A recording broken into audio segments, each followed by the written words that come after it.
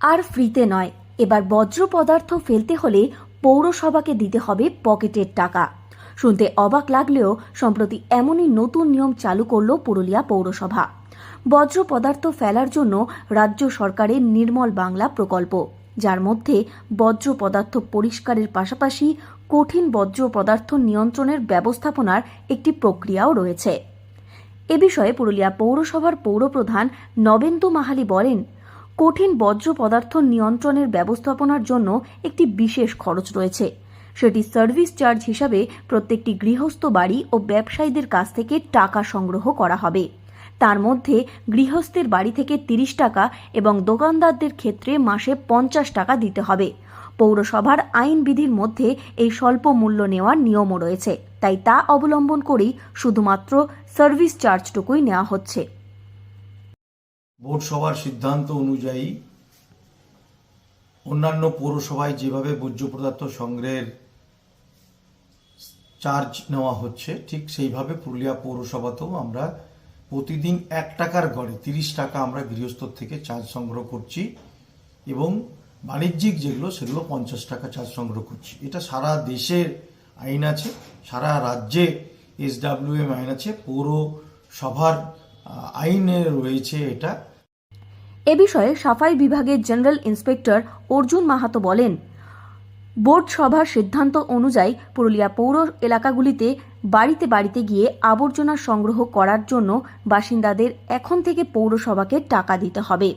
অস্থায়ী কর্মীদের মজুরি হিসাবে এই মূল্য ধার্য হয়েছে। অনেকেই টাকা দেওয়াও শুরু করেছেন।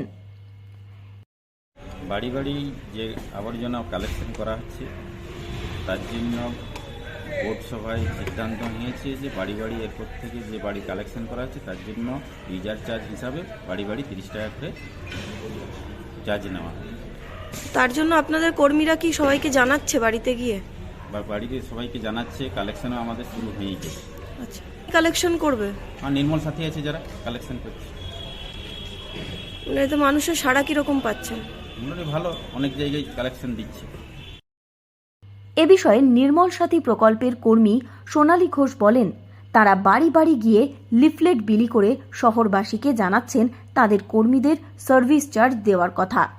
ডিসেম্বর মাস থেকে পৌরসভার রসিদ বই এনে তারা এই টাকা সংগ্রহ করে নিয়ে যাবেন। দেখুন, এটা আমাদের 2-3 মাস আগে থেকেই আমাদের পৌরসভা থেকে লিফলেট বিতরণ হয়েছে এবং আমরা বাড়ি বাড়ি এসে বলে গেছি, নির্মল বন্ধুরা বলেছে, নির্মল সাথী আমিও প্রায় সবাইকেই বলে এসেছি প্রত্যেকটা বাড়িতে যে মাসে মাসে 30 টাকা করে আমাদের লাগবে। এতদিন কিন্তু আমরা ফ্রি সার্ভিস দিচ্ছিলাম, এবার থেকে আমাদের একটা মেনটেন্স চার্জ বলুন, নির্মল বন্ধুদের বলুন, সব কিছু মিলে আমাদের একটা চার্জ লাগবে মাসে 30 টাকা, প্রতিদিন 1 টাকা করে। এখন আমরা সকালে যে কালেকশন করতে যাই প্রতি বাড়ি বাড়িতে, সেই বাড়ি বাড়িতে আরেকবার করে কিন্তু আমরা বলছি যে এই ডিসেম্বর মাসের শেষে আমরা নির্মল সাথীরা পৌরসভার রসিদ বই এনে তার বাড়ি থেকে 30 টাকা করে নিয়ে যাব।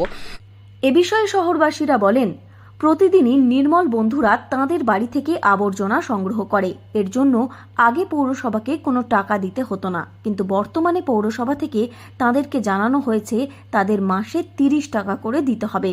তারা পৌরসভার সিদ্ধান্তে সহযোগিতার আশ্বাস দিয়েছেন।